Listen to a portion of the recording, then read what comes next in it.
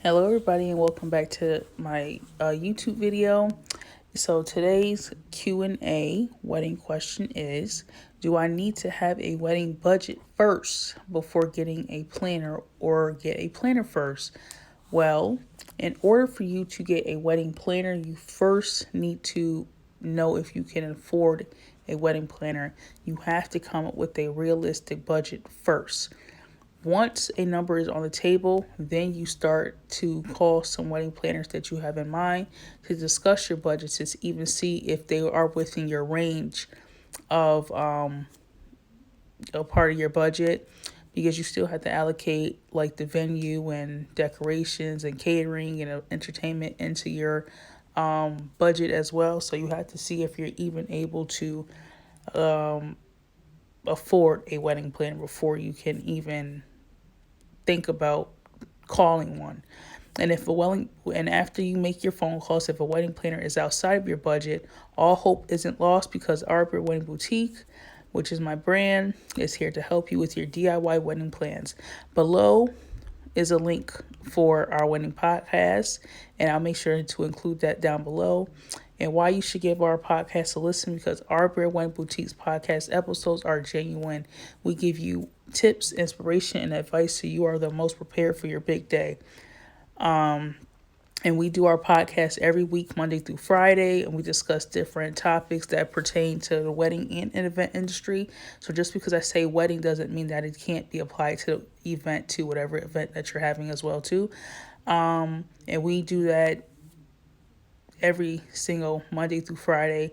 So far, we have about 41 or 2 episodes so far. So you have a lot of binge listening to catch up to. And we're on Spotify, Apple, across a whole bunch of music streaming stations and stuff like that. Or you can just simply click the link below and just let the podcast play different episodes.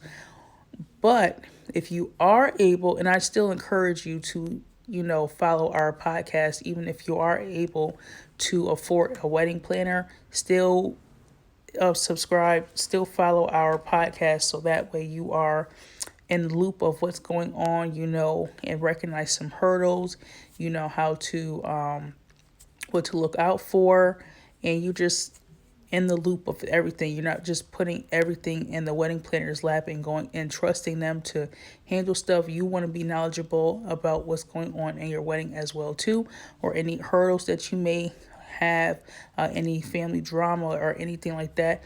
We have podcast episodes that we do for anything related to the wedding industry.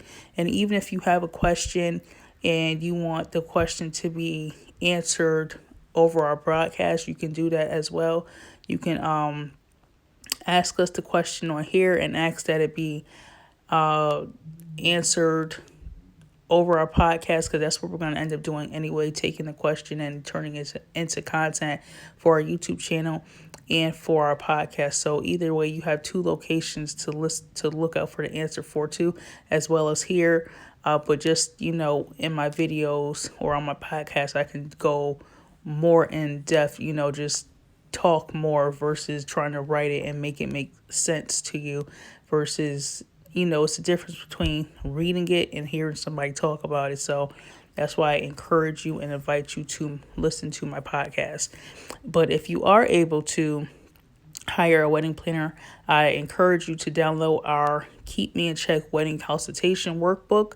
And included in this workbook, you get 2 pages of interview questions to ask the wedding planner, a checklist of topics to discuss while at your consultation, 7 pages for your guest list, so you can already, not only are you going to go to the consultation with a budget, but you're also going to have the next step in the consultation and the next step in the wedding process done, which is the guest list. So you and your spouse need to go ahead and go down the guest list, and so that way the wedding planner can see what you're working with so far, money wise, and who you planning on, not who, but how many people are you planning on inviting, so that way you all can move down the path together and know what's going on and try to start finding venues and vendors to accommodate your wedding and the amount of guests that you plan on inviting. So with that, I also have another offer where it's the wedding consultation workbook. Like I said, everything that's included in there. So I will also include the link for that as well in the side of the description.